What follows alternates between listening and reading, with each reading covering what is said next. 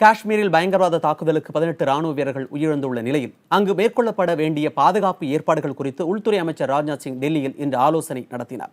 இதுகுறித்த கூடுதல் தகவல்களை டெல்லி செய்தியாளர் கணபதியிடம் கேட்கலாம். கணபதி, டெல்லியில் இன்னைக்கு நடந்த இந்த ஆய்வுல யாரெல்லாம் பங்கேற்றாங்க? இந்த கூட்டத்தில் இது குறித்து விவாதிக்கப்பட்டது, விளக்கமாக சொல்லுங்க. இந்த கூட்டத்திலே ராஜ்நாத் சிங் மூத்த அதிகாரிகளுடன் ஆலோசனை நடத்தினார். இதிலே உளவுத்துறையைச் சேர்ந்தவர்கள் மற்றும் உள்துறையைச் சேர்ந்தவர்கள் அடக்கம்.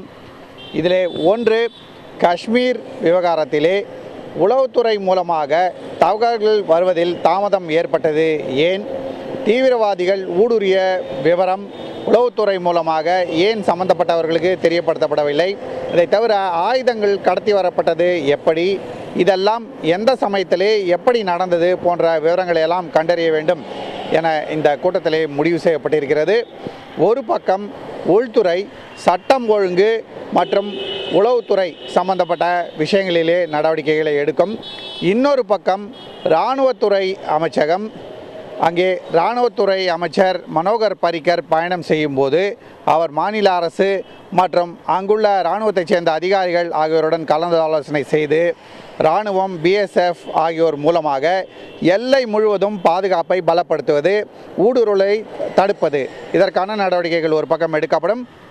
இன்னொரு பக்கம் உள்துறை செயலாளர் ராஜீவ் மஹரிஷி காஷ்மீர் சென்று அங்கே மாநில அரசு மற்றும் அங்குள்ள உளவுத்துறை சேர்ந்தவர்கள் ஆகியோருடன் கலந்தாலோசனை செய்து உளவுத்துறை மூலமாக தகவல்கள் வரவை பலப்படுத்துவது எப்படி, இதன் மூலமாக தீவிரவாத தாக்குதல்களை தடுப்பது எப்படி, அப்படி தகவல்கள் கிடைத்தால் அது சம்பந்தப்பட்டவர்களுக்கு, அது இராணுவமோ CRPFஓ BSFஓ அல்லது மாநில அரசு ஆகட்டும், அவர்களுக்கு சரியாக துல்லியமாக அந்த தகவலை தெரிவிப்பது எப்படி போன்ற பல்வேறு விஷயங்களை விவாதிக்க இருக்கிறார்கள்.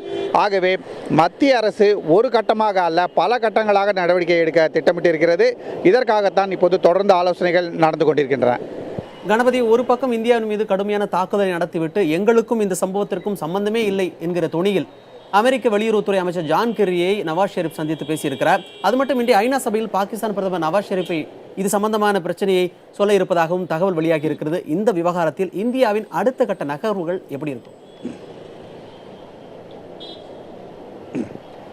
மிகவும் முக்கியமாக இந்த விஷயத்திலே விசாரணையை நேஷனல் இன்வெஸ்டிகேஷன் ஏஜென்சி என்று சொல்லப்படும் தேசிய புலனாய்வு துறைக்கு மாற்றுவதாக மத்திய அரசு முடிவு செய்திருக்கிறது. அதன்படியே இந்த வழக்கின் ஆதாரங்கள் அனைத்தும் NIA என்று சொல்லப்படும் நேஷனல் இன்வெஸ்டிகேட்டிவ் ஏஜென்சியிடம் ஒப்படைக்கப்படும்.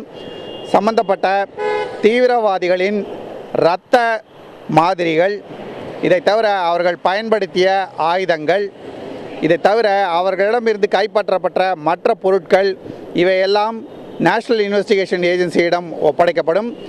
தேசிய புலனாய்வுத்துறை இந்த விஷயத்தை முழுவதுமாக ஆய்வு செய்து எல்லா ஆதாரங்களையும் ஒன்றாக திரட்டி தேவைப்படும் போது ஐநா உட்பட பல்வேறு மன்றங்களிலே எப்படி பாகிஸ்தானை சேர்ந்த தீவிரவாதிகள் தான் இந்த தாக்குதலிலே ஈடுபட்டிருக்கிறார்கள், பாகிஸ்தானிலிருந்து தான் அவர்களுக்கு ஆயுதங்கள் கிடைத்திருக்கின்றன, மற்ற உதவிகள் கிடைத்திருக்கின்றன போன்ற விஷயங்களை எல்லாம் நிரூபணம் செய்யும் வகையிலே எல்லா ஆதாரங்களையும் ஒன்றாக கோர்வையாக சேர்க்கும் என எதிர்பார்க்கப்படுகிறது.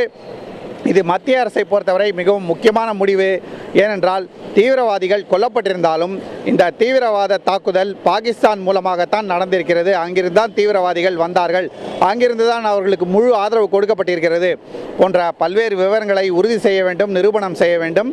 இது ஐநாவாகட்டும் அல்லது வேறு நாடுகளாகட்டும் அவர்கள் முன் ஆதாரமாக வைத்து பாகிஸ்தான் ஒரு தீவிரவாத நாடு என்பதை வலியுறுத்த இந்தியா பல்வேறு முயற்சிகளை மேற்கொண்டு வருகிறது. மணிமாறன், அதற்காகத்தான் இன்று இந்த முக்கிய முடிவு எடுக்கப்பட்டிருக்கிறது.